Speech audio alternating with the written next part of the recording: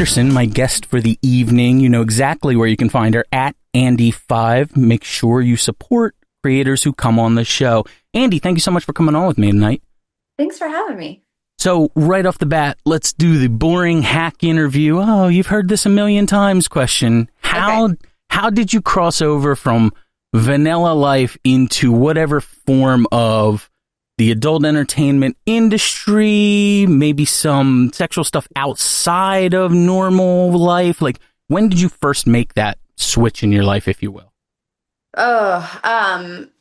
So my husband and I have always been very open with our, not, I wouldn't say open, I guess open-minded with our sexuality. It was a conversation we had from the beginning. And so we kind of started there. I was always bisexual, and it was actually a conversation that I had with him on our first date. Like, look, I'm bisexual. It's something I have to have. It's not just a desire, it's a need. So I need you to be on board with it. And if you're not, like, you should probably take a hike now. So there was no, because the story you always hear sometimes is the guy really pushing, like, you know, what if we had a threesome? You know, hey, that would be interesting. That wasn't the case in your situation. You were the one that presented right up front, like, hey, one-on-one for the rest of our lives probably ain't going to cut it because I need some women in here too. Yeah. So I actually told him on that date too, like, because I was 30 years old at that point, and I was coming to the realization that I needed to be non-monogamous because I was hurting people. And you know, I would get into these relationships and they'd be great, and then I'd get bored. Okay. And I know I'm not the only person guilty of that, okay? So in that exploration, you know, some people got hurt, and I feel really terrible about it still. But it was a journey, and I started realizing, okay, I don't think I can be in a relationship where I am monogamous. That doesn't work for me. But then I was like, oh my God, I'm never going to find a person that's like down with that.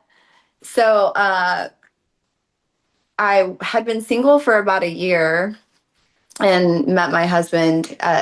And yeah, we chatted for a long time because we didn't live in the same state. So we chatted for a long time after we had initially met.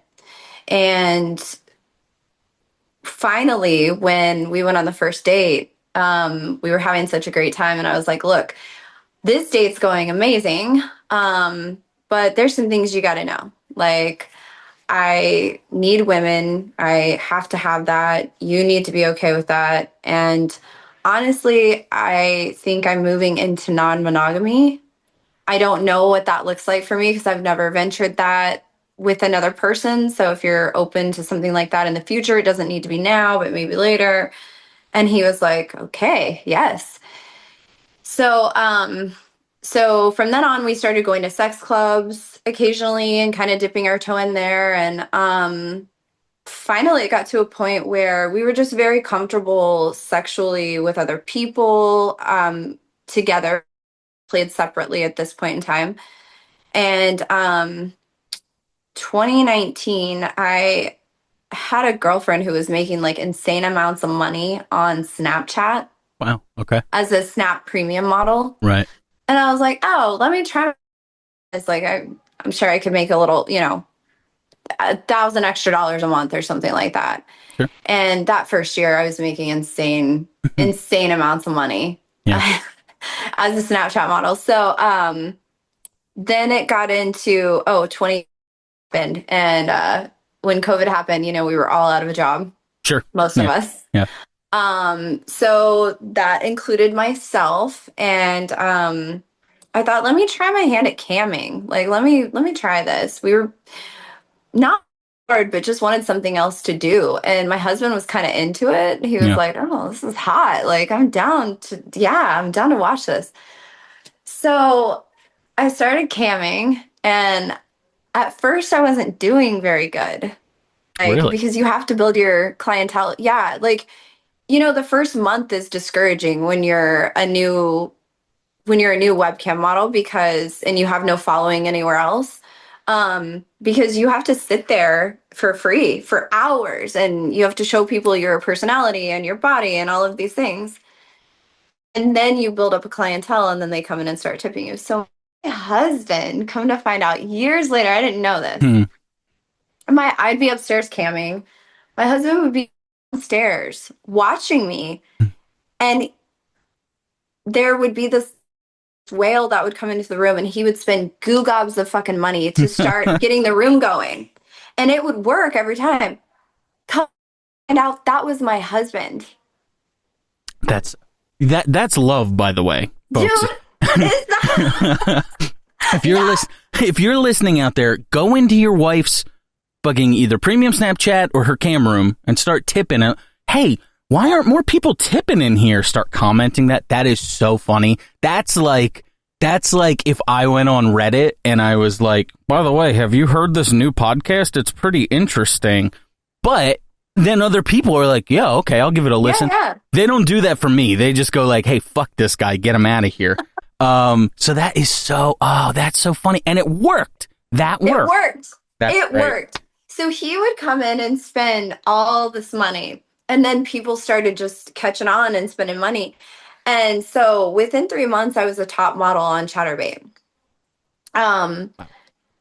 Then, of course, my fans were pressing and pressing for an OnlyFans. And can I say that? You could say whatever you want. Okay. I'm so sorry. Yeah, you're totally fine. Am I allowed to say You are 100% fine to say it. Okay. So they were like, you need an OnlyFans. And I was like, oh, no, I share enough of my sexuality with you guys. I don't think so. No. Well, then my husband, of course, is like, maybe you should try that. Like, it might be another, revenue stream. And I was like, I have no idea what I'm doing. Like, I don't know how to film a video, edit a video. I don't know any of that stuff. And he's like, well, you'd learn real fast. And I'm like, well, you're right. So I started an OnlyFans. After that, it was pretty much all over with. Like, I started the OnlyFans. The OnlyFans took off and started generating. That year of 2020 and 2021 was insanity. What was the term you used earlier? Goo gobs? Goo gobs of fucking money. So, can I ask you this though? Let me ask you on your mindset there. You seemed like, and I don't mean any offense by this, a girl who's ready to go ever since you met the husband, right? You're like, yeah. Hey, but then why the hesitation on the OnlyFans? Like no judgment whatsoever, but I think that's so interesting where you're like, I'll go this far, not quite there yet. Because in my brain there was a oh my God, that's porn. Okay. Well, I can't. I'm not putting porn out I'm doing solo work here and that's it. And so I also thought, well, my sex life, do I really want to open that up for the world? Like, do you really want to open that up for the internet, which is the whole world forever? Right. And so that was kind of, like I have 3 degrees. I'm highly educated. I, thought, what if I want to do more with those degrees? What if and so I wasn't sure about it. There was just a lot going on there that I was like, I don't know. And so finally, with the encouragement of my partner, it was like, well, if you're good with it, like, okay, like, sure. I know if my family were to find out, because, at that point I was like, well, I know if my family finds out, like, they're just going to be like, okay, not surprised. Sure. Like, sure. You? Okay. Yep. So I wasn't really concerned about it.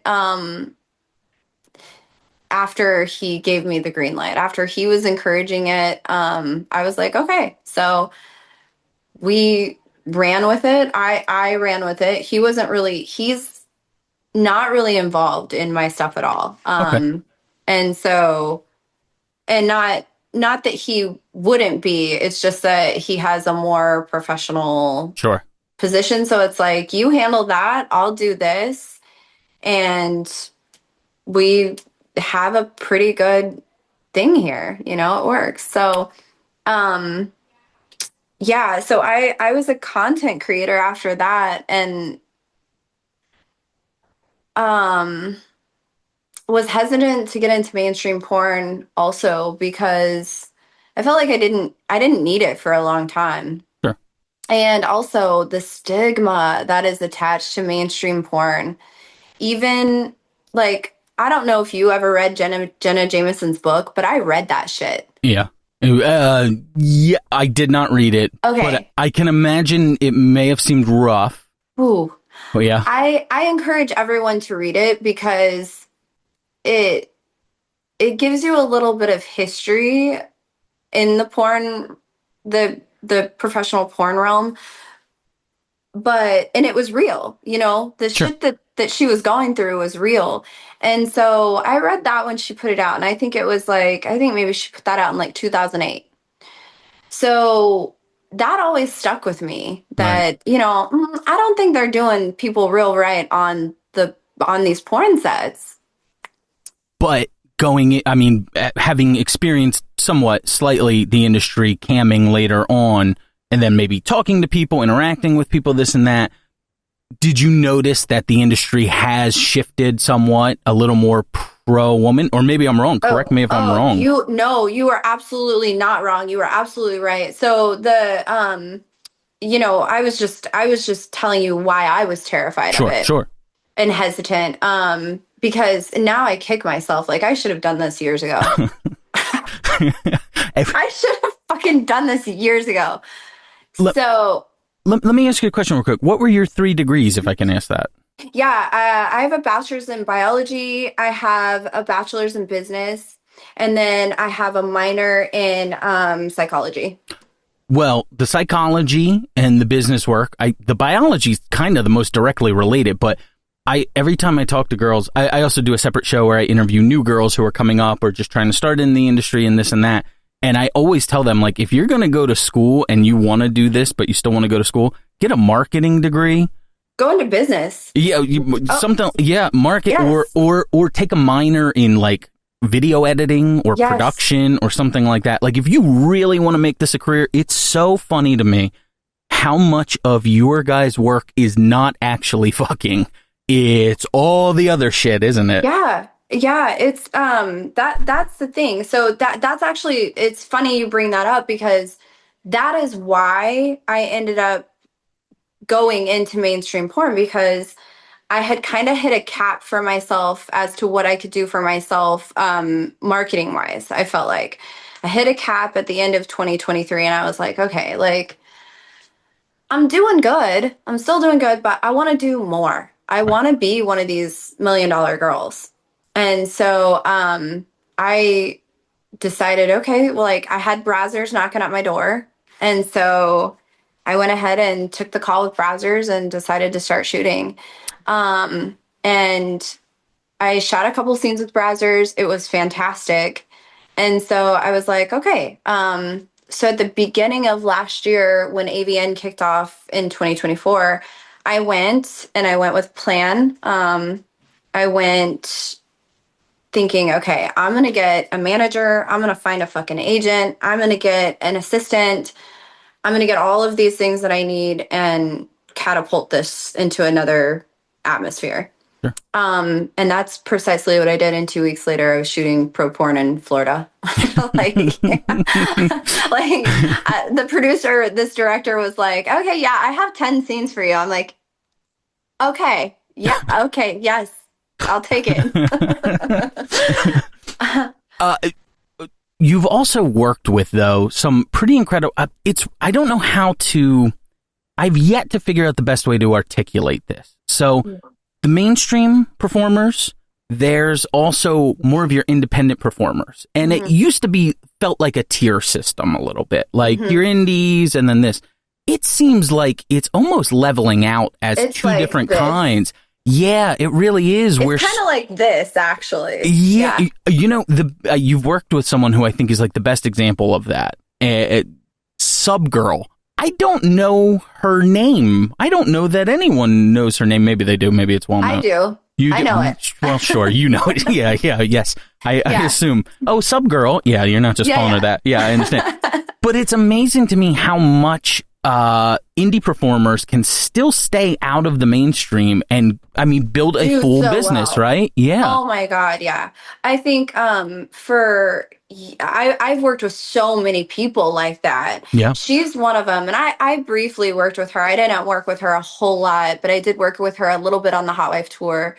But oh man, if she's ever a person that is top tier that does this indie performance and stays out of mainstream for the most part, she's 100% that person. I think I want to say also Max and Haley Rose, like Oh, sure. Max Fills and Haley, they kind of did independent, very very indie, and look at the two of them now, like Sure. Yeah. but they have since moved into pro porn, like. It's funny you say that, though, because I only associate Haley. I know Haley, or not personally, like I know her. She's a friend of mine. I know of Haley Rose. Yeah. And I only associate her with just having a huge, like, Twitter presence. Like, her shit always shows up at the top of my thing and whatever. Yeah. So it's amazing that they've built this. But you say you do like shooting mainstream scenes still, right? Oh, I love them. And you asked me a question earlier, and I didn't really dive into it. You asked me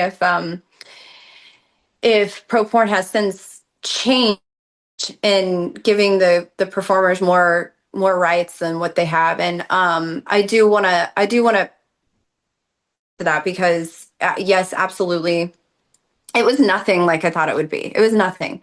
What it was once upon a time, maybe it is not that now. And I honestly think too that the platform of OnlyFans, I have a love-hate relationship with that platform, as I know many of my colleagues do too. But it changed things for people in porn. Like it changed the pro porn realm to give performers just more Agency, is that the word? I don't know what that means. Yes, like it gave them more power. Right. You know? More decision making ability. Now you can take that Big Brother scene, but you know what? Money wise, you don't really need it so much as you would have 10 years ago, something like that, right? Right. So let me. I'm sorry. Continue. Go ahead. No. So I have. I mean, I love the way they treat me on these sets. I love the people I work with on them. I've never had a bad day, bad situation. And I've been on, I don't know how many. I think I shot 65 scenes last year. Okay. So I've never had a bad anything. Well, now that you mentioned numbers, we're going to do something I do on the show called Stat Check, okay? I'm going to start out by saying these numbers are entirely wrong.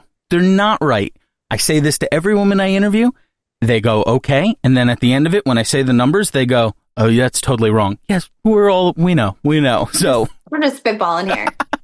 So I'm basing this off the Internet Adult Film Database, which is almost like IMDb, the Internet Movie Database. And it kind of tracks most of your all of your mainstream stuff, a lot of the many vids or this and that, other things. So when I say these numbers here, they're gonna be wrong because you just said something that blows it out of the water anyway. So but we use this as a milestone. So when I have you on a year from now and you have 50 AVN awards and you're like this queen and blah, blah, blah, blah, blah, even more of a queen, I apologize. We can look back and go, oh, remember when on your record you only had blank, blank, blank. So number of scenes I have is 48. That's why I know the numbers are wrong. You just said 65. I get it. Number of scenes is 48. Number of guys you've worked with is 51. Number of girls you've worked with is 24. According to this, no AVN nominations yet and no AVN wins. Now's your turn to tell me those numbers are totally wrong. Those numbers are wrong. Okay. I think actually the one that might actually be correct is the number of women I've worked with. Well, I don't know. So are these pro scenes that they're talking about? The number of women in pro scene? this is probably like, it's a website that's been around for 20 years, but it's probably built by a guy like in a basement in Thailand, like putting it together. So don't sweat it. I wouldn't be like, they don't have credit. No, they don't have credit for a bunch of your stuff. I think it's probably less actually in the women that I've worked with in the pro world. And then, I've definitely, it's more men and it's more scenes for sure. Yeah. For sure. But no AVN noms yet. And no awards yet. Sure. We're working on it. We're going to fucking get there. Does that mean a lot to you or no? An award? No, it doesn't. It just kind of validates you, I think. Sure. You know? So while I don't feel like I know what I'm putting out and I'm happy with it, and it's gaining traction and I'm fine with that. Sure. But of course, it's always nice to be told, dude, you took that dick you were the best one. You took that dick the best. I want to hear that. Yeah. Yeah. Congratulations. Yes. You took that dick so much better than all the other ladies who took dick this year. You said something before that I wanted to touch on. You said a love-hate relationship with OnlyFans. Now, you are not, I understand, none of the independent channels, you've already gone through again and again how much they've given women in this industry. The independent channels, not just OnlyFans, Fansly, ManyVids, blah, blah, blah. It's great to have your own outlet to be able to publish things. Yes. But the love-hate, what is the hate part? What can these things do to be more friendly towards women? Because they're already doing a great job of giving you the ability, but now how can they take some of the chains off? What is something that really bothers you about them? Those sites? I wouldn't say women. I'd say fair creators in general. Yep. I've seen the blue and white side. I don't want to say it out loud because I don't want them to come for me. That's why I was trying to disperse it. Yeah. Independent channels. I've seen, in particular, just do creators so dirty. Like, I mean, kick them off for things that are not clear in the TOS. Or there was one person in particular who had their channel made of income suspended, and it was because we're allowed our Twitter in the bio, and they were linking their Twitter, which their Twitter had some stuff on it that mentioned high-end escorting. Am I allowed to say that on here? Yeah, you say whatever you want. Yeah, you're totally good. So they had that on their Twitter, and they suspended their account because of that. Now, how is that breaking the TOS? They're not talking about that on the site. Why is it a problem when your bots can go in and read the freaking Twitter and see what's on the Twitter? That's a problem. That's how I got my strike on YouTube. I did not tell anyone to go anywhere. I said, you may know my next guest, Andie Anderson, from blank.com. And they took the transcript and put a link to it. And then they went, oh, you're linking pornography. You get a strike now. So that is why I am dancing around telling people to check you out at the site. We all know what it is, at Andie5, ANDIE5. Make sure you check her out. I understand one aspect of it. They don't want that on their site because there's legal ramifications, blah, blah, blah, blah, whatever. Sure. I get that. But the linking thing, you're right. They need to be more clear about that. I don't know if I'm allowed to put a Twitter account in the YouTube bio, because I don't know if when they go to Andie Anderson's Twitter, giant beautiful breasts are going to be there or something like that. They're going to see my butthole. and lucky for everyone who clicks that.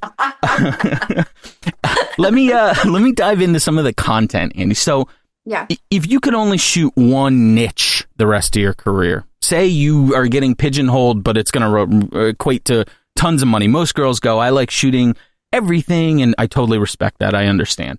But if there was one thing that you are just in love with doing, shooting, whatever type of niche or kink or whatever it is, what is something you would want to dive into forever if you were forced to do that? That's a good question. I would probably say because I would, I don't know. I would probably say the stepmommy stuff. I mean, Okay. the MILF content is what I would probably stick with, just because I have found that it's such a, it's not, it is a niche, but it's not really, because I think all men that were once younger grow up having this fetish about, MILFs, Right. about these women that are a little bit older, they have fake breasts, they whatever, they, are more experienced than the girls their age, so on and so forth. And then they actually get to that age where they're the same age as the MILFs and they're still into the MILFs. Sure. So I feel like it's such a broad age range that you're not having to hit. It's not really a niche, it's a genre, I guess. Yeah, Really, sure. truly. Yeah. So that's what I would stick with, I think, because it's fun. It's Yeah. fun to film, like, and I'm never gonna age out of it. Sure. I'm Well, never gonna. you'll age into the GILF category eventually, but I think you got to hit like 75 for that. Yeah. And hopefully by then I'm no longer. Hopefully by then my butthole's no longer fresh on the internet. Let's hope. And no hate to my gilfs, dude. No. No hate to my gilfs, but I'll tell you a quick story. I interviewed someone the other day. I will not say who it is, and if anyone's listening to this and they go, "Ooh, was it this episode he released?" I will not release that episode. Actually, it's a shame. No. I was having not a good time with her. She's actually kind of a legend in a specific niche, but whatever. Hey.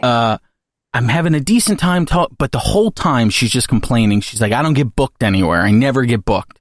And it's like, I don't know, your attitude's not great, but I never get booked. I never get booked. Da da da da da da da. Then it ends, and she's like, that was good. That was nice. She goes, I just never get booked anywhere. I'm like, okay. I go, well, you used to direct a lot. She complained the entire episode. Younger girls coming in the industry just work for free. No one wants to book me because there's all these younger girls. So in my head, I go, well, you used to direct a lot of videos and a lot of scenes, and going back to the times you were talking about, the Jenna Jameson times, why not try and bring along some of these younger people, shoot the content, do this and that? She flips on me. She starts yelling, no one wants unsolicited advice. You need to shut up. Go ahead. Just give me more. And I just went, you know what? Fuck this. I'm out of here. Can I ask, is there anyone that has helped you mentor? It wouldn't be this lady, by the way. Has anyone helped you mentor? And I won't give the name. I'll tell you after if you want, but no one else. Has anyone helped you like mentor in this industry? Do you have anyone that you've kind of looked up to? And so many times I see women come on the independent circuit and then mainstream, and then there's someone and it's not a negative thing, but they're like, oh my God, this person is like she's my jewel. She's so helpful. She works on scenes with me. Da, da. Do you have anyone like that? It's okay if you don't. So I'll tell you, honestly, someone that I can credit to kind of mentoring me through this journey is Max Fills. Wow. I know that's really an odd thing to say, but if I ever needed Max and I had great chemistry from jump, not only as shoot partners, but also just really. And so I can even now go to Max and be like, hey, what's up with this? Or do you know about this? And he'll help me through it. And so, and especially in the pro realm, like anything I needed, anything I could ask, I went to him with, and he's helped me through a That's great. lot. That's Yeah, awesome. yeah. That's awesome. So, and then as far as like, I also, as far as social media goes too, like, I didn't know what the hell I was doing with social media either. No Sure. idea getting into this. And there was someone that mentored me. Her name's Ona Artist. And was not, she's not a porn star. She blew up as an Instagram girl. Okay. She had her own website for a long time, and she was doing webcam on website. I was watching Viceland one night, and she just happened to be on this episode of Slut Ever. Okay. And this was back in like, I don't know, 2017 or something like this. I'm watching this. A couple years later, when I started getting into the sex industry, I immediately remembered her, followed her, and she was selling this course for how to become a large Instagram model. And so I thought, I need to do that because I have no idea what I'm doing. And so I ended up buying the course, but then she ended up helping me through so much. And that also, there was a lot of girls in there, like all in there together. And we were able to learn. Everybody kind of knew a little bit. They brought something to the table. Everybody brought something to the table from one thing or another. And early on, I had learned the ropes on Sex Panther, how to work Sex Panther really well. And so that was kind of what I brought to the table and was teaching people. And so I learned a lot from her and from that group too. Everything I've heard, I'm going to specify the difference. Everything I've heard about the back room of a strip club, not the VIP room, the dancer room, is just girls going at each other's throats with razor blades, wanting to fight, da da da. And then everything I've heard in the porn industry is all of you women are somewhat helpful to each other and willing to give advice or willing to do this and that and whatever. It's what does that? Is there just enough business around? Do you ever feel like, oh, I'm compete? You don't have to say names. Do you ever feel like I'm competing with this person? I'm whatever, or you just build yourself? Yeah, I do not feel like I'm competing. I'm not like that ever. I've never been like that my whole life. Felt like I was competing with anybody, and so I think having that quality and mentality, I am not fighting for my life here. I also think because I was older getting into this, I'm not there's not 40,000 MILFs. right. There's a couple of us that can do the job well. Yeah, sure, yeah. Well, We're not fighting for, in fact, I'm so excited for this scene on Wednesday, LA on Sunday. And sorry if I got super loud. Did I blow your earpods out? no. You're totally good. No, you're good. I actually get to star alongside Cherie DeVille and Rochelle Ryan. So, I mean, that's Cherie DeVille has become the face of angry. Didn't she do the ads at the beginning of when they were banning porn across the country? Yeah. I thought she was the face of Pornhub that was like, you need the ID check. Man, there was probably a lot of dudes who looked at her and were just like, I'll just beat it to this. I don't give a fuck. Yeah. Yeah. What are you selling? Okay. Yeah. So I've worked with Rochelle before for content. And I was kind of starstruck then. And so now I'm just super excited to work with those two. I'm really excited. That's what I was going to ask you. Do you get starstruck at all? It sounds like you do, but like, what does it though? Is it someone that you know is like a phenomenal performer? Is it someone with a huge presence? Like what really gets you? Is it someone that like I used to search her and now I get to fuck her? So there is some of that element to it where it's like, oh my God, I watched this person 10 years ago. But I think it's where they're at in their career that I'm like, I want to be there.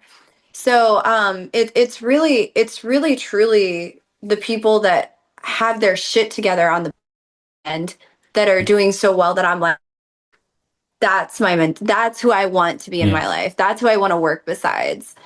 Um, so yeah, it's not so much huge presence or anything like that. I've never really cared about that type of thing. Mhm. Not that that doesn't play a part, of course, but it's the people that are just fucking on it, that are Sure. killing it. That's what I want to do. That's what I Right. want to be. So, so to be able to work with two people that I know for sure hit that is really super exciting. I asked you before a trend or a thing you really like. Let me ask you this. What is a niche, a trend, a kink, whatever? I used to call this game SAC, and it stood for shit, animals, kids. We're taking those out of the equation. Anytime I would ask a girl this question, they would go, well, I wouldn't, do this with a kid. I'd be like, yeah, no, if you would, I wouldn't want to talk to you anymore. What is something that's in the adult world, but you just don't really have any interest in pursuing? Like a kink, a fetish, or a genre, you know what I mean? Yeah. Race play. Okay, that's a great one. And when I ask that other question, a lot of women will just go, nothing at all. I'll do it all. I'll do anything. And that's my comeback. I go, how about race play? And they go, oh, no, not that. No. In fact, it's real funny. And the reason this is in my brain right now, currently, is because I was working, I was doing video chats at like 6 o'clock in the morning.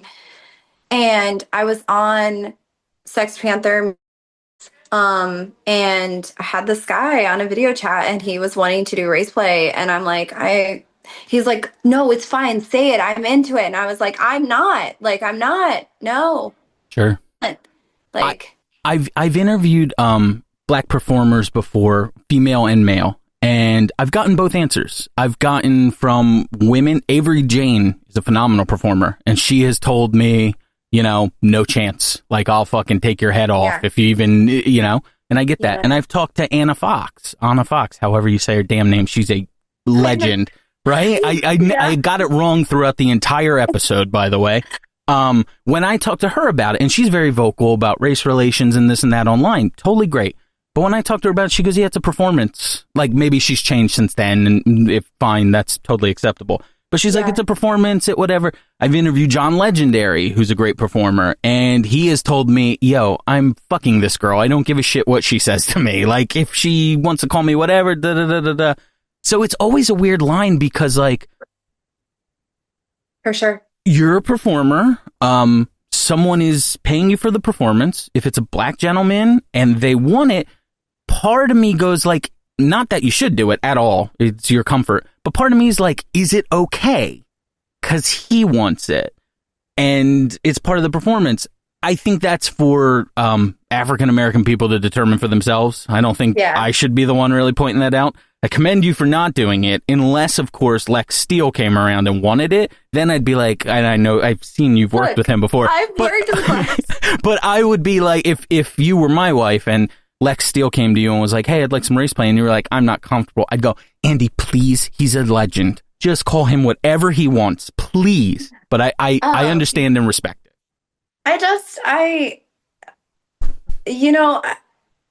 I feel like I've always grown up with, that whole, the word and everything is just, it was born and bathed in hate, and I still feel that way, Sure.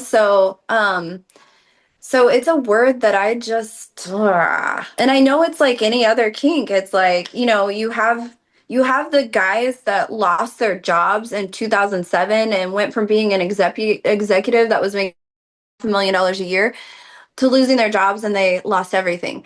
The pay pig kink came from that. Really? That's where it fucking came from. I mean, think about it. We didn't hear about pay pigs before that. Did you? No, that's a great point. I never considered that before. That is really insightful. Yeah. So it stems from people just leaning into things that could have been a trauma, was probably a trauma, and this is I'm into this. So I get it. I understand it. But as a performer, and I also understand and side with what she was saying as being a performer. I get that. And no hate to anybody that's comfortable with that. I'm Sure. just not, you know? No, So, totally get it. Totally get it. yeah. Anything else that you wouldn't want to dive into? Any other kind of niche genre fetish, anything like that? I'm not into the little fetish. Like the very, it's, they're called the littles. Is it And is that it's, when go ahead. it's, it's the girls that are super young. They're like 19, 20, and they're playing super young girls. Right, sure. Um, and so that's one thing that I want to avoid, especially as a MILF, because they'll try and cast me with stuff like that. And I don't, because then we're on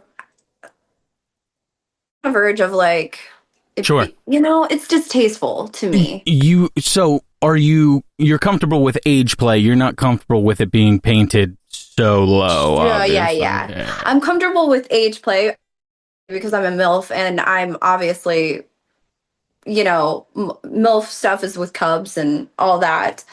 I'm always someone's stepmom, but I'm always someone's stepmom. I am. But when the girls are being casted as like 11, 12, 14, No, yeah. That's I don't like crazy. that. No, So I want to avoid that one too. yeah, I think that's smart. That would fall into like the sack category for me. Sorry, I had a little technical issue there. Just so we know, I'm speaking to Andie Anderson at Andie5. You know where you can find her. Links in the episode description. So let me talk about the content moving forward. What you said the scene you're doing with Rochelle Ryan and Sherry DeVille, awesome. Do you have anything else you want to tackle on the horizon? Have you shot a gangbang yet? Like a real solo gangbang? Like I'm pro or Just whatever. Can I find content of you? I shot a gangbang back in September for content. And at the time I was really proud of it because it was something I hadn't done. Now looking back on it, it was kind of a shit show. Not because of the male talent. They were all fucking awesome, amazing. And not because of me. It was just not shot Sure. great. So I want to go back to that and kind of do another one, polish it up a little. But yeah, Are you shooting these, or do you have a guy you bring in to shoot for you? yeah, no, I have people shoot for me. Okay, Yeah. cool. So what are you going to try and tackle differently? Is it just light? And no offense, I'm sure it was, just confusion, but is it lit wrong? Is it just angles not great? The audio was kind of a mess. Yeah, the angles weren't great. There's also like it was a roaming camera, and when you're trying to, I don't know, when you're trying to film a gangbang, like it has to be thought out a little more, really. And Sure. I think I was just like, okay, free for all, let's go, because I'm like, I don't know what I'm doing here. Do you guys know? Okay, let's just. I got 2 holes. Let's go. Three. I can't count them. Oh, it's So okay. like, let's go. It was a mess. So, and my camera guy did great. Like I said, you have to go in with a plan of, okay, guys, we're gonna go here and we're gonna do this, and the camera guy is gonna stay here. Like you just really have to think about that, and we did not.